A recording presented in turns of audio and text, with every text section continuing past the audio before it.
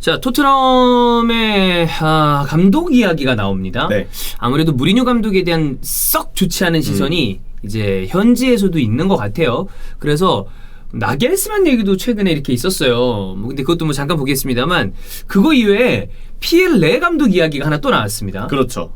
노저스는 그래도 낫습니다. 근데 이 감독은 안 돼요. 누누 산투야. 개인적으로 로저스는 나는 몰라요. 이제는 레스터 때문에 시선이 바뀌었는지 모르겠는데 리버풀 때 모습 때문에 좀 안 좋은 시선으로 보는 그게 있잖아. 근데 난 로저스는 이제는 개인적으로 굉장히 괜찮은 감독이라고 봐요. 지금 토트넘의 순위권이 결국 챔스급이라 보기에는 이제 무리가 있거든요. 오히려 유로파나 그 부분을 약간 비빌 수 있는 언저리에서 로저스는 팀을 끌어올릴 수 있는 레벨은 있다고 생각을 해요. 레스터에서 그걸 보여주고 있으니까. 네. 뭐 어쨌든. 네. 근데 지금 오히려 찐하게 링크가 난 감독이 로저스도 아닌 누누 산투입니다. 누누 얘기했을 때 아스날 링크 나섰을 때 내가 영상 찍고 그랬잖아. 누누는 안 된다. 목 안 좋으셨을 그래 나 이거 주사 맞았을 때란 말이야. 맞아. 자막으로 나왔잖아요. 맞아요. 솔직히 얘기하면 이거 무조건 무슨 일이 있어도 막아야 됩니다. 아 그런가요? 네, 레비가 이거 사인하려고 하잖아요. 그럼 진짜 코로나 시국 아니었으면 무조건 영국 가가지고 팔 맞고 막 이런 걸 해서라도 막아야 되는 상황이에요. 누누는 무조건 막아야 된다. 무조건 막아야 된다.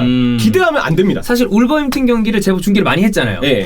그리고 이제 울브스에 대해서는 그 조타의 어떤 꼴장면이 말해준 좋은 기억이 있어서 약간 다른 팀들 대비 좀 정이 가는 부분은 있어요. 근데 그 입장에서 말씀드리지만 누누 산투는 절대 안 된다. 네. 자 그럼 일단 뉴스 종합부터 한번 해보겠습니다. 데일리메일에서 먼저 얘기가 나왔어요. 그렇죠. 토트넘은 무리뉴의 후계자로 무리뉴를 주시 중이다. 네, 누누 산투는 무리뉴의 스타일과 똑같거든요. 그러니까 무리뉴의 후계자로 누누를 주시 중인 거죠. 근데 이게 내용 자체는 그냥 무리뉴를 주시한다고 봐도 돼요. 저는 그냥 그렇게 표현하고 싶어요. 그래서 그렇게 얘기한 거야? 너? 누누나 무리뉴랑 똑같다? 이게 너무 눈에서부터 지금 반대하는 시선이 커서 그런지 이건 그냥 무리뉴를 무리뉴로 바꾼다는 뜻이거든요.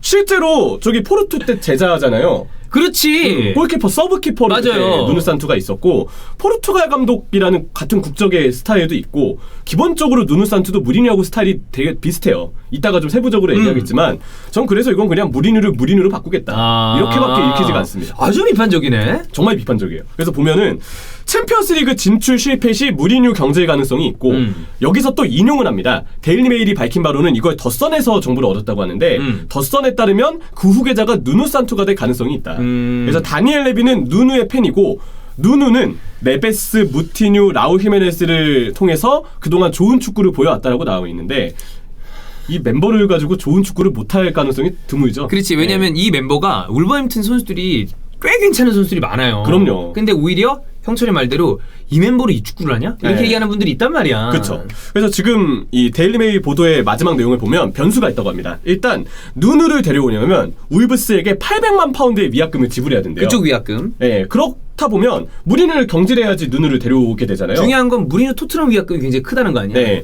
무리뉴 사단까지 포함을 해서 위약금이 대략 2천만 파운드의 비용이 든다고 하는데 그럼 합치면 2,800만 파운드야. 그럼 400억이야. 네. 이거는 난 개인적으로 이게 실제로 일어날 거라고 생각하진 않아요. 네. 링크니까 우리가 다루는 건데 그죠. 돈 너무 많이 들어. 그리고 돈을 많이 들여서 만약에 확실한 성과가 나오는 사람으로 바꿀 수 있어. 그러면 모르지. 근데 그것도 아니잖아. 그죠. 만약에 알레그리아 그러면 무조건 데려와야겠다라고 얘기를 뭐 가능하다면 할 목소리가 좀 더 커지겠죠. 네. 물론 이것도 비판할 수도 있겠지만 근데 누누 산투는 더 아니다. 네. 그래서 이게 저도 이 링크가 되게 진지한 링크라고 보이진 않아요. 나도요. 예, 근데 꼭 토트넘이 아니더라도 누누 산투는 그동안 해왔던 이 서류상의 성과가 있기 때문에 다른 빅클럽들, 특히 아스날 같은 팀들도 어쩌면 다시 링크가 날 가능성이 있거든요. 링크는 날 거야. 예. 근데 이러면 무조건 주장을 해야 됩니다. 누누는 안 된다. 지금부터 그 근거를 설명드릴 거예요. 좋아요. 일단 누누 산투에 대해서 제가 최근의 영상에서 그 얘기를 한 적이 있어요.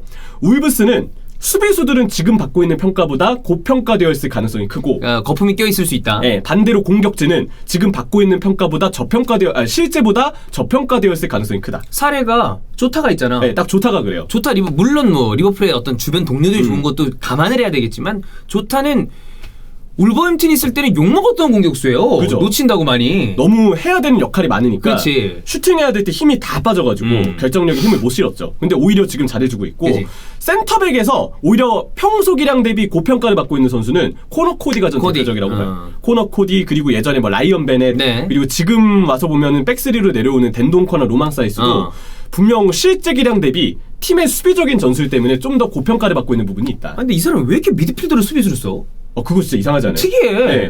본인이 그리고 스몰 스쿼드를 지향해요. 만약에 토트넘 가잖아요? 그럼 무조건 1군 스쿼드 또 18명 맞출 겁니다. 나는 스몰 스쿼드를 지향하는 어떤 이유는 모르진 않아요. 클럽도 사실 굳이 따지면 스몰 스쿼드예요. 근데 PL에서는 그렇게 했다가는 선수들 녹아. 그죠. 게다가 누누 산투는 지난 시즌에 유로파도 병행했던 인물인데 게다가 예선까지 시작했어요. 7월부터 해가지고 7월부터 해서 그 다음에 8월인가 시즌이 끝났단 말이에요. 이거는 선수들이 못 버팁니다. 말도 안 되는 이 운용을 하는데 누누에 대한 반대 근거를 지금부터 제시하겠습니다. 일단 좋은 수비력을 보유하고 있다고 평가를 받고 있는데 그거 아니다. 네, 전원 수비하는데 솔직히 수비가 안 좋을 수가 없습니다. 첫 번째, 좋은 수비력처럼 보이지만 전원 수비하는 거기 때문에 그거 평가 새로 해야 된다. 네, 거품이다. 오케이. 왜냐면 이번에 올 시즌 누누산트의 특징은 포백을 썼었어요. 백도 썼었죠. 그리고 백4를 쓰는 동안 수비가 무너지는 모습을 우리가 여러 차례 봤습니다. 그래서 다시 백3 돌아오고 그랬잖아. 맞아요. 보면은 백4를 썼을 때 기본적으로 선수들 위치를 못 잡아줬어요. 그래서 라인 컨트롤이 일단 굉장히 미숙하다는 걸 보여줬고 위치가 안 잡혀 있으니까 수비가 보면은 그냥 계속 한쪽으로 쏠려 있습니다. 볼만 보고 코너 코디 뭐 윌리볼리 이런 자원들이 쑥 쏠리면서 반대 전환에 취약한 모습을 너무 많이 보여줬어요. 누누도 백4를 쓰다가 안 된다는 걸 느껴서인지 다시 백3로 돌아온 지 이제 긴 시간이 좀 지났고요. 그 뒤로는 계속 백3가 고정됩니다. 이게 백3인지 백4인지 그거 이전에 기본적인 밸런스가 수비 쪽에 있다는 거는 아까 형철이가 초반에 얘기했던 무리뉴와 약간 비슷한 부분이 있다는 거죠. 그렇죠.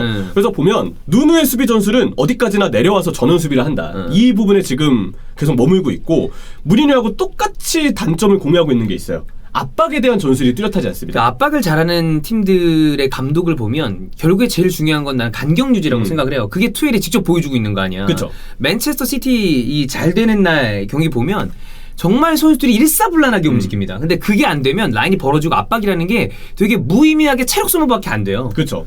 토트넘도 굳이 따지면 압박을 하긴 하잖아요. 케인도 압박하죠. 그치. 손흥민 선수도 압박하죠. 저기 뭐 여러 자원들, 은돔벨레 뭐 이런 자원들도 위에서 어쨌든 강하게 싸워주는데 문제는 울브스도 마찬가지로 압박을 하긴 합니다. 예전에 라우리 메네스 그리고 지오고 조타 있을 때는 압박 많이 하고 그랬는데 근데 이 압박이 다 개인의 압박이에요. 맞아. 그러면 안 돼. 팀 단위가 돼야 돼. 공격진만 이리저리 분주하게 뛰니까 공격진 체력은 체력대로 쓰고 미드필드들은 아래에 계속 머물러 있고 벌어진 간격 사이로 상대한테 볼 점유할 수 있는 공간을 계속 내어주게 되는데 이거는 무리뉴와 누누산투가 공유하고 있는 문제점입니다.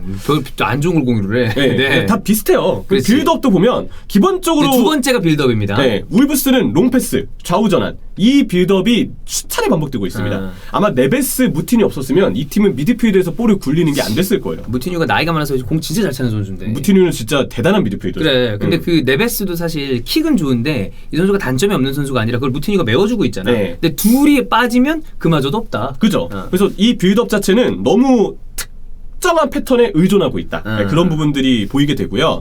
결국은 개인 기량에게 의존을 하게 되는데 저는 이게 가장 큰 문반이에요. 네베스와 무티뉴의 중원이면 솔직히 얘기해서 프리미어리그 팀들 중원을 놓고 봤을 때 상위권 중에 하나죠. 상위권이라는 게 어딘지 모르겠습니다만 저는 유럽 클럽 대항전에 비빌 수 있는 정도는 된다고 봐요. 근데 문제는 이 조합을 너무 정적으로 씁니다.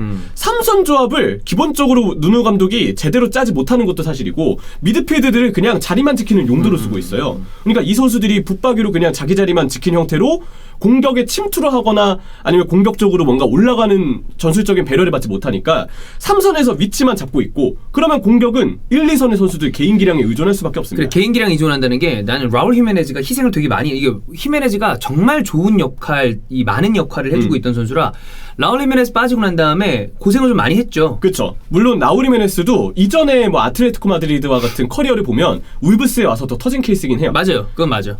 라울 히메네스도 본인이 어떤 움직임이나 이런 걸 봤을 때 속공하는 팀에 조금 더 특화된 부분이 있다고 보거든요. 그거는 누누산트의 공로를 인정하겠습니다. 근데 라울 히메네스가 없을 때 최근에 특히 단적으로 드러나고 있는 문제점은 기본적으로 미드필드가 올라가지 않으니까 자리만 지키는 미드필드와 위쪽에 올라가 있는 공격진 사이에 간극이 벌어지게 되고 그 간극 사이에서 결국 세컨볼도 상대한테 쉽게 내주고 볼을 점유하자니 거리가 벌어져 있으니까 볼 점유도 안 됩니다. 그럼 이두저도 안 된다는 건데. 그렇죠. 그리고 박스 안에 숫자가 없어요.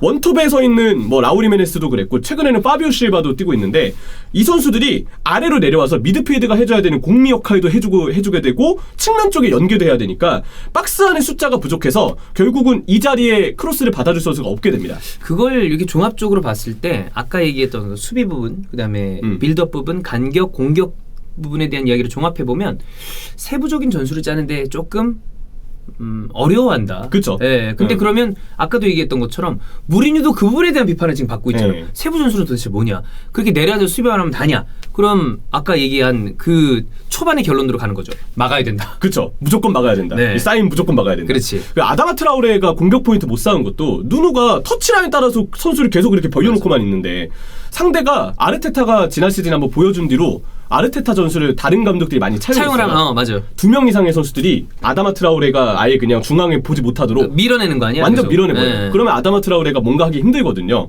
여기 이 분위기가 한 시즌 내내 이어졌는데 전술 변화를 누누 감독이 그동안 적극적으로 주지 않았습니다. 그래서 이런 부분도 문제가 있고 주전들이 빠져있는 상황에서는 누누 감독의 부족한 공격 전술 문제점은 훨씬 더 부담이 심해집니다. 네. 네. 뭐 누누뿐만이 아니라 이 무리뉴의 상황이 썩 좋은 게 아니기 때문에 링크가 나요. 아까 얘기했던 로저스 링크 있고요. 그러나 로저스가 굳이 지금 레스터에서 토트넘으로 움직일 만한 어떤 동기부여가 있냐 묻는다면 그거는 잘 모르겠어요. 솔직히 레스터도 노저스가 만족스러울 수밖에 없거든요. 그렇죠. 지금 상태가 그러니까. 그리고 아까 있던 나겔스만 얘기가 있는데 나겔스만 같은 경우에는 분명히 젊고 유망한 감독이라 어느 클럽의 보드진이랄지라도 선호하지 않을 수 없을 것이다. 그렇죠. 다만 나겔스만은 이 감독이 지금 어디 차기 행선지로 뽑히는 데가 진짜 메가 클럽들이야. 그래서 이거는 현실성이 좀 떨어진다. 골드도 얘기를 하더라고요. 나겔스만도 토트넘에 관심이 있다는 얘기는 있다. 근데 문제는 같은 시기에 지금 바이언 링크가 있다는 거예요. 그러면 그거는 더군다나 독일인이고 그쵸. 바이언이랑 토트넘 그거를 떠난다 하더라도 이거 쉽지 않을 것이다. 디에슬레틱에서 실제로 얘기했죠. 네. 지금 나겔스만은 미넨, 레알, 첼시와 같은 슈퍼클럽에 들어가는 것에 좀 더 관심이 있어서 게다가 라이프치히에서 좀 행복한 단계이기도 하다. 토트넘이 뭔가 데려오기위해서는 굉장한 경쟁에 임해야 쉽지 한다. 않아. 네, 그런 부분이 좀 있죠. 자, 그런 걸 종합해 봤을 때 결국에 저도 이거 이렇게 생각하는데 무리뉴가 남을 거라고 봐요. 네. 예. 제가 보기에도 그래요. 네, 이게 아마도 무관일 가능성이 지금 있어요. 리그컵을 제외하면 무관일 가능성이 리그컵 떨어지면 끝이야. 그죠. 그렇잖아. 다 떨어졌잖아. 도전할 기회가 없죠.